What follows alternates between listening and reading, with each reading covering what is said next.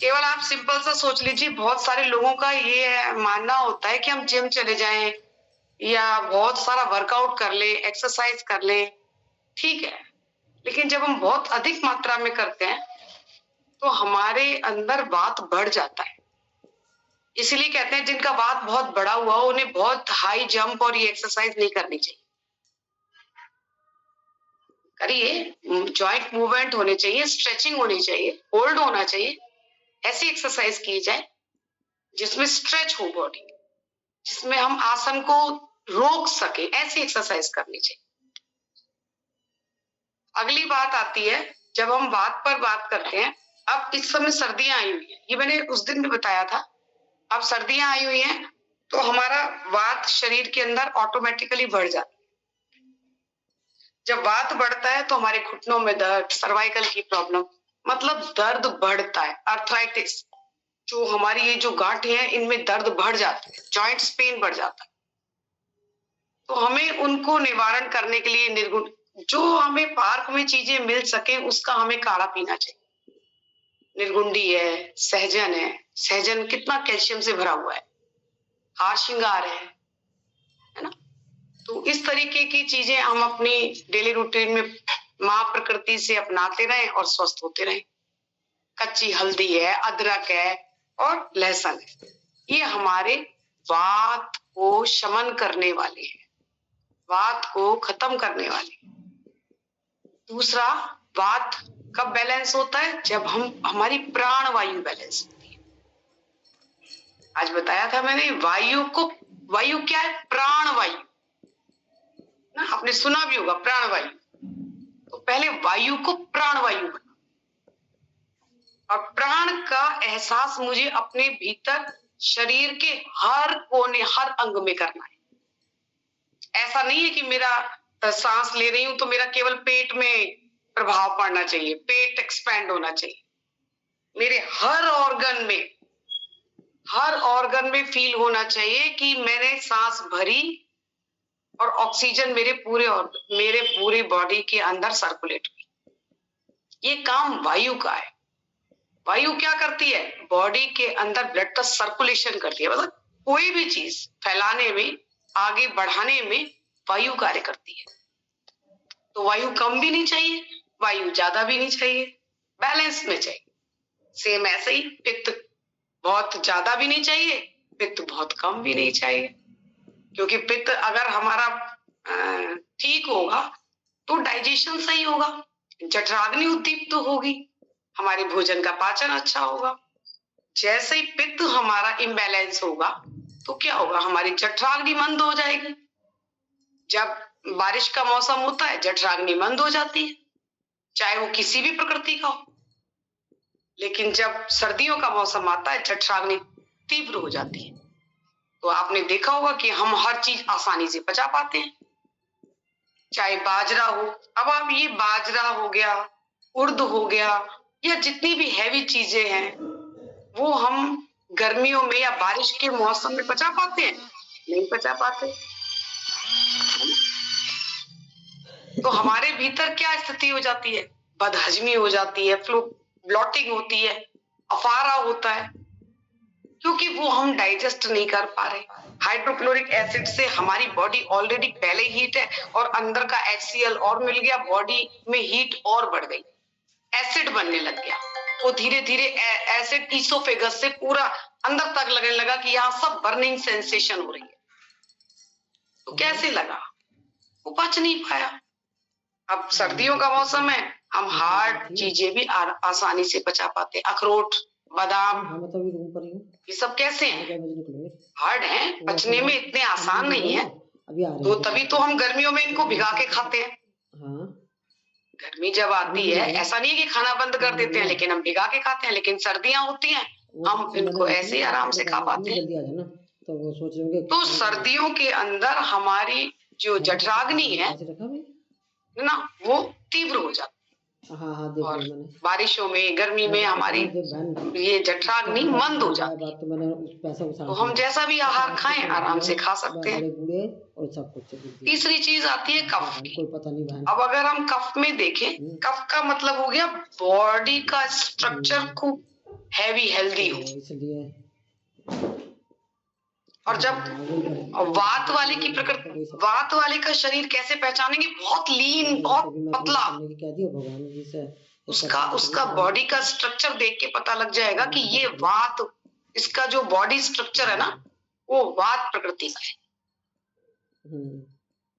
ये त्रिदोष जन्म भी हमें इन्हीं से मिलता है। कोई भी व्यक्ति ऐसा नहीं है जिसमें ये तीनों गुण ना हो। ये तीनों गुण हैं, वात, पित्त और कफ। वो बोतलें लगाती है। हमारी विकृतियों की वजह से, हमारे गलत खान पान, आहार, निद्रा, हमारी इन गलत चीजों की वजह से ये विकार बन जाते हैं। बस वो करती है। और जब ये बैलेंस है तो सबसे उत्तम लाभ देते हैं। जठराग्नि तीव्र है, पित्त बैलेंस है। बढ़ गया पित्त, क्या हो गया? एसिडिटी हो गई, अल्सर हो गया। कब हुआ? जब पित्त ज्यादा बढ़ गया, अकेला तो इंसान एक्सेस हो गया, मंद हो गया तो भोजन का पाचन नहीं हुआ, पाचन नहीं हुआ तो कॉन्स्टिपेशन हो गया। कपड़ों वाली बात बता दी मैं तुमको। तो हमारा पहला फोकस होना चाहिए हमारे तीनों दोष, जिनको हम दोष का नाम देते हैं यहाँ पे, त्रिदोष नाशक। हाँ, जिसने लेना है। हमारे तीनों दोष ये बैलेंस में होने चाहिए, तो दोष नहीं रह जाएंगे। नहीं, एक दिन बॉडी के अंदर पित्त ना हो, वात ना हो, वायु ही तो है जो हमारे मल को पुश करके आगे ले जाती है। अब कैसे सर्कुलेट, सारा सिस्टम जो हमारा है वो वायु से तो चलता है। राम राम की बोली करीबन क्या करूं?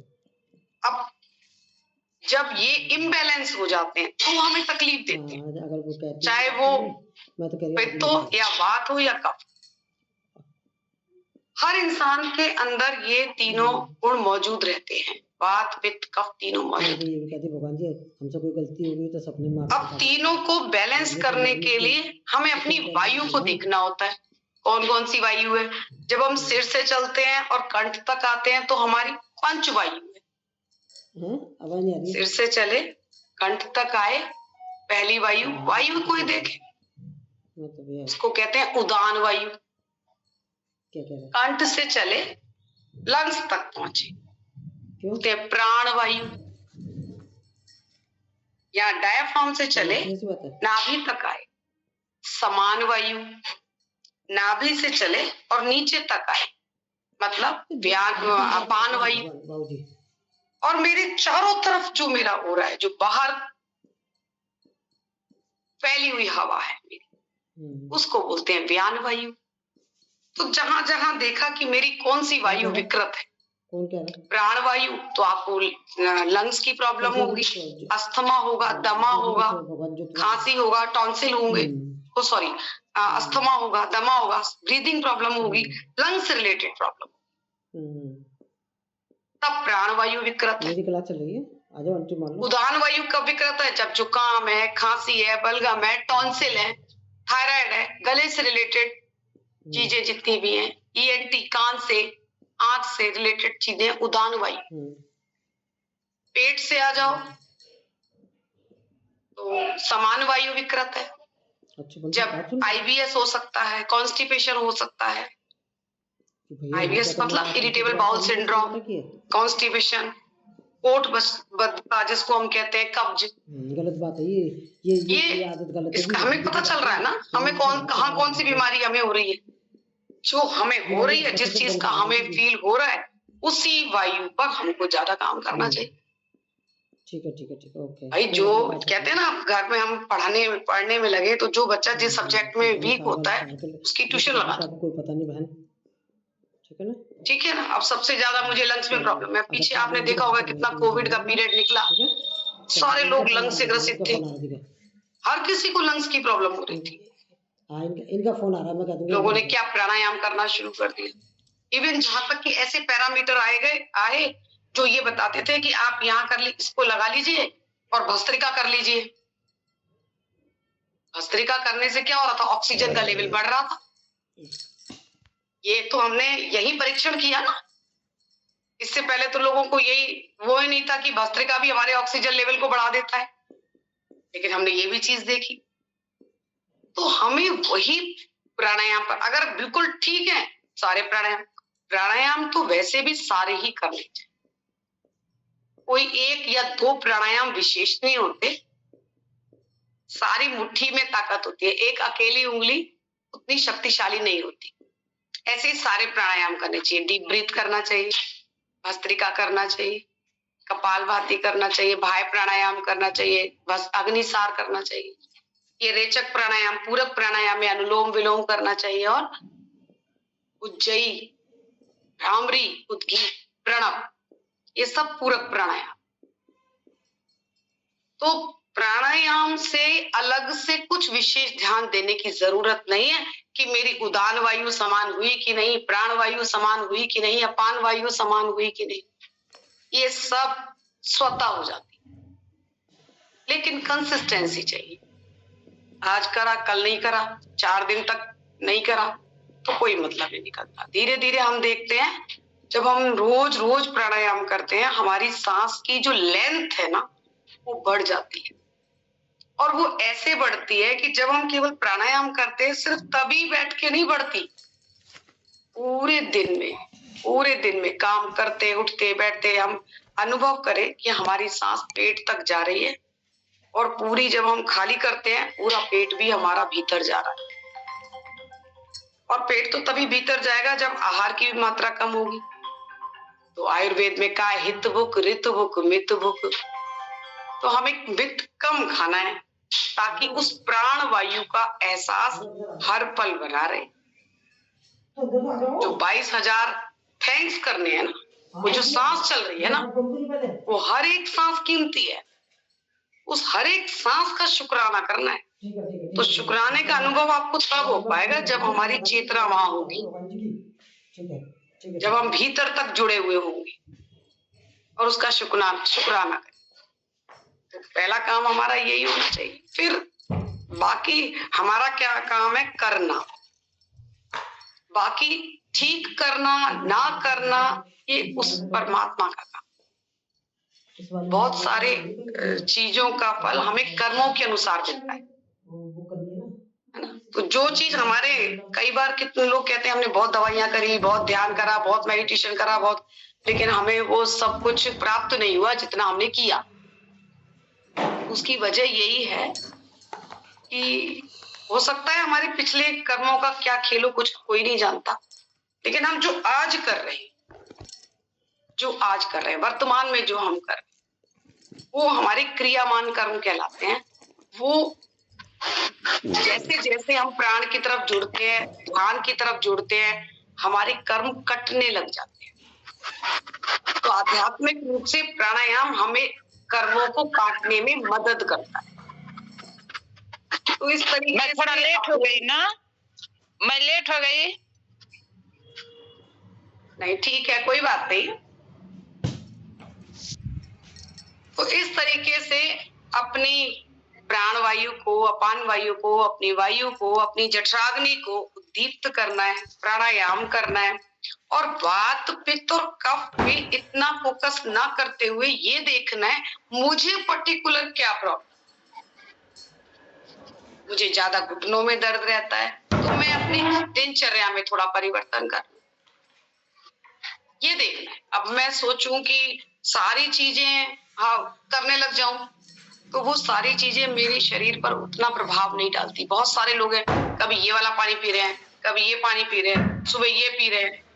इतनी सारी चीजें करने से समझ नहीं आता, वो ये ना समझ, मतलब इतना इम्बैलेंस है।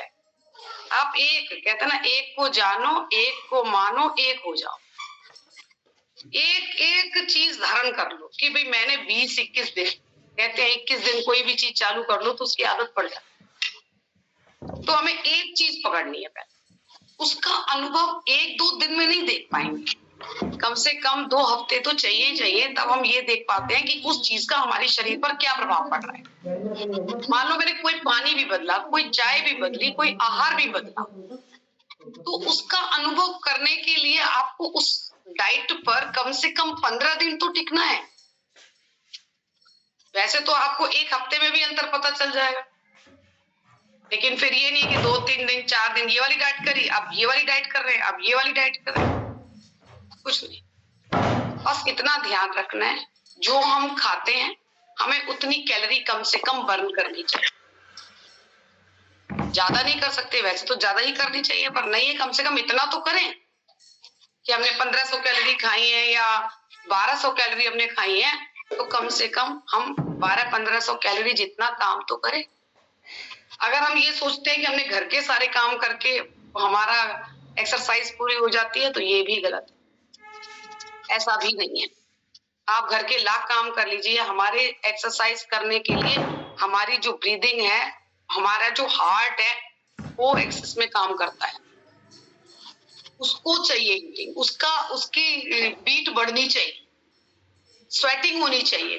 कई लोग कहते हैं पूरे दिन तो स्वेटिंग होती है, एक्सरसाइज, तब हमें 20% एक्सरसाइज चाहिए, 80% हमको प्राणायाम, खाने में भी 80% हमारी डाइट काम करती है।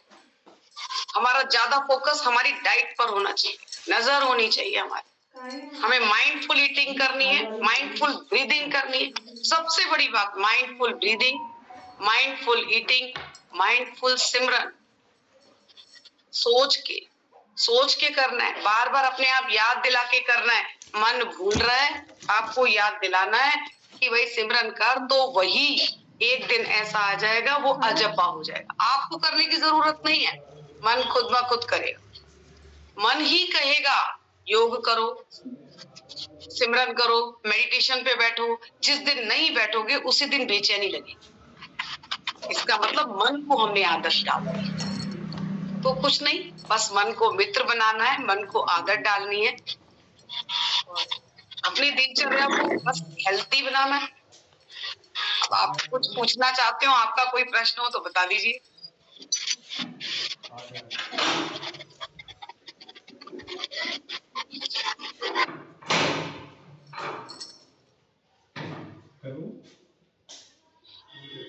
बारी बारी सब पूछ लीजिए, क्योंकि मंजू मैम नहीं है, तो बारी बारी सब जिसको क्वेरी है। मैम मेरे को ये शेयर करना था, सुबह मैंने रात भर में सो नहीं पाई थी, लेकिन आपकी मेडिटेशन से मेरे को इतना, मैं करती हूँ मेडिटेशन, तो मुझे इतना अल्फा में गई मैं कि आपकी आवाज भी सुनाई दे रही थी, और उसके बाद मेरे को दर्द काफी % कम हुई, और मैंने डांस क्लास में भी खड़े होके जितना हो पा रहा था वो किया, तो वो तो आपके लिए क्रेडिट है। धन्यवाद, मेरा क्रेडिट, ये सारी बढ़ियाई परमात्मा को समर्पित। जी जी जी, उसका शुक्राना। हम तो यही परमात्मा से दुआ करते हैं, परमात्मा हम सब स्वस्थ हैं। आप निमित्त बने, उसका शुक्राना आपको, बहुत बहुत शुक्राना। बहुत शुक्राना, धन्यवाद, परमात्मा का शुक्राना, हम आपस में जुड़ पाए, बहुत ईश्वर का शुक्राना। और आज ऐसा दिन में जुड़ पाए जो इंटरनेशनल मेडिटेशन डे है, और आप उसका लाभ उठा पाए। वही बात आ गई ना, बात है हम अपने ऊपर अपने आप को रीचेक करना है, डायग्नोस करने के लिए बाहर किसी पैथोलॉजी पे नहीं जाना, अपनी लेबोरेटरी में आना है। ये अपनी बॉडी इज अ लेबोरेटरी, इस लेबोरेटरी में आना है, खुद एक्सपेरिमेंट करना है, खुद एक्सपीरियंस करना है कि परमात्मा मेरे भीतर है, वो मुझे ठीक करना है, कर रहा है, मुझे सिर्फ उससे जुड़ना है।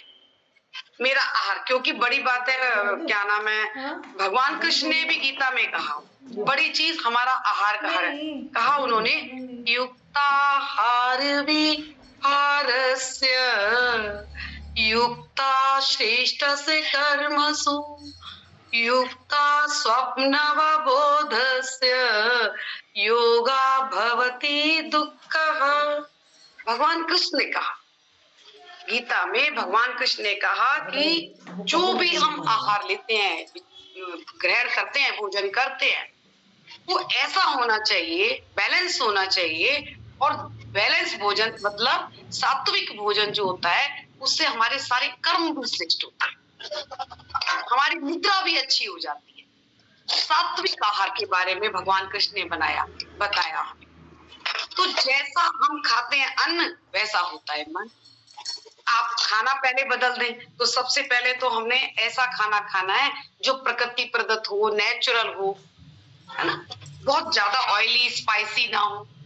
तो जब एक हमने ये दूसरा खाना सिमरन करके बनाया हो, तीसरा माइंडफुल ईटिंग हो, इधर उधर देखना नहीं, टीवी देखना नहीं, मोबाइल देखना नहीं, सिर्फ अपना ध्यान केवल उस प्लेट में और शुक्राना और उसके फ्लेवर को हमने इनहेल करना है। कहते हैं ना कई बार सिर्फ हम नाक से खाते हैं, आंखों से खाते हैं, खाना तो बहुत दूर की बात है। सिर्फ तो पहला शुक्राना है ना, एक फल लेके आओ, एक अनार को देखो, जैसे ही देखने लगेंगे पहले ही शुक्राना आएगा, बिस्कुट को देख के आएगा नहीं। मैम एक दो शब्द हमें भी कहना था आपसे। हाँ जी बताइए। मैम जिस रोज मैं सुबह में हाँ 4 किलोमीटर नहीं चलती हूँ तो उस रोज मेरे पैर में दर्द होने लगता है, और जब फिर मॉर्निंग वॉक करती हूँ तो फिर ठीक हो जाता है। हाँ ठीक है, आपने बहुत अच्छा करा।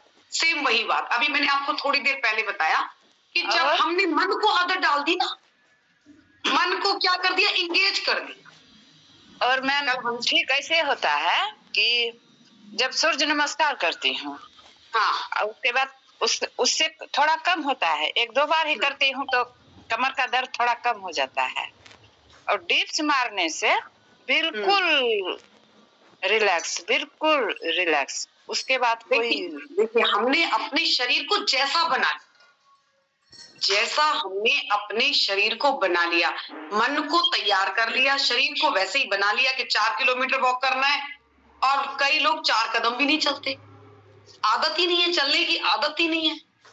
तो ये हैबिट कैसे बनी? मन को तैयार किया ना, ऐसे ही मन को। अब आप 4 किलोमीटर चलते हो, बिल्कुल सही। अब अपने 4 किलोमीटर को अपना मेडिटेशन बना लो, चलते जाओ, सिमरन करते जाओ, हाँ, 4 से 6 मैं इजिली चलती हूँ, और यदि उतना नहीं चलूंगी तो पाँव में दर्द होने लगता है। ठीक है, तो 4 से 6 चले लगा, बिल्कुल सही, 4 से 6 चले जरूर, लेकिन एक तो इतनी तेज सर्दियों में ना चले, थोड़ा धूप निकल जाए तब चले, क्योंकि ये हमारी सेहत के लिए अच्छा नहीं है। ये हमें अभी तो लग रहा है, लेकिन हमारी बॉडी का टेम्परेचर तो इतना नहीं है, हम बाहर के टेम्परेचर से बॉडी कैसे कोप अप करे, इसीलिए जल्दी हेमरेज हो जाते हैं, अटैक हो जाते हैं। तो हमें अपने आप को देखना भी है, हम अपनी एज के भी हिसाब से वर्कआउट करें या वॉक करें।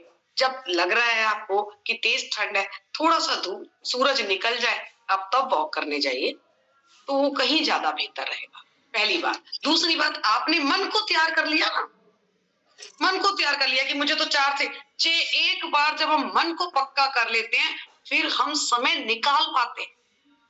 मन को पक्का नहीं करते तो हम यही कहते रहते हैं समय नहीं। वो कौन सी चीजों में समय निकलता है? मन जहां विकारों में ले जाता है आसानी से जाते हैं। मन कहता है आप पार्टी में चलो, तो मन जाने को तैयार है। लेकिन अगर अच्छी जगह है, सात्विक जगह है, सत्संग है, सिमरन है, भजन वाली जगह पर मन को जबरन लेके जाना पड़ता है। आप शुरू में 21 दिन लेके जाइए, उसको आदत डालिए, एक समय ऐसा आ जाएगा कि मन को आदत हो जाएगी। अब मन आपसे कहेगा कि अब मुझे और रोज सत्संग में जाना है, मुझे रोज मेडिटेशन में बैठना है। तो ये बहुत अच्छा है। सूर्य नमस्कार की आदत डालनी, वॉक करने की आदत डालनी। कहते हैं 10,000 कदम चलिए तो सेहत के लिए बहुत अच्छा है, डायबिटीज खत्म होती है ना। तो ऐसे बहुत सारे, क्योंकि इतने सारे पॉइंट पैर के दब जाते हैं, ये सारी चीजें बहुत बेहतर तरीके से कार्य करती है। मैम एक दो मैं दिखाती हूँ आपको, देखिएगा गलत होता है या क्या। हाँ बिल्कुल दिखाइए।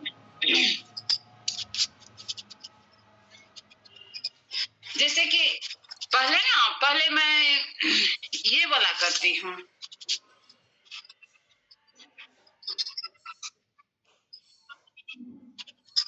देख रही है? हाँ देख रही हूँ, मैंने आपकी फुल स्क्रीन कर ली।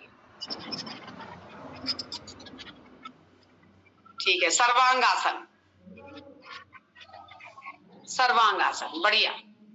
हलासन, उत्तम, बिल्कुल सही, हलासन। उसके बाद मैं ऐसे भी कर लेती हूँ। ठहरी, आपने ये दोनों करे, सर्वांग आसन और हलासन किया, इसका काउंटर पोज तो कीजिए। आप एकदम उठ गए, इसका काउंटर पोज कीजिए।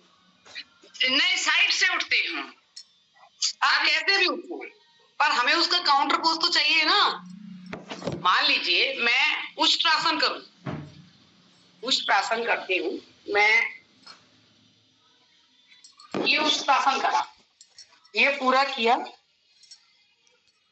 ये उष्ट्रासन में किया, ठीक है। मैं यहाँ से दिखाऊं, पीछे कर दूं इसको।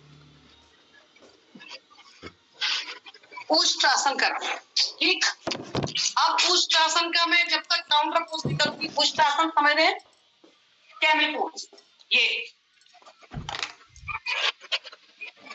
ठीक है, ये उष्ट्रासन हो।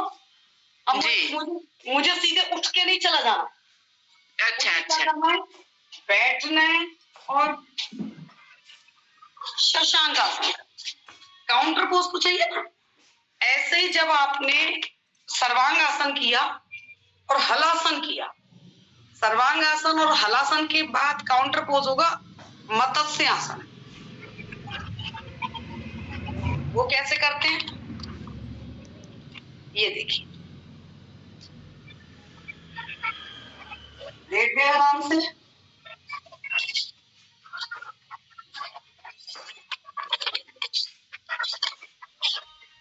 ये और पूरा पैर को सीधा करें,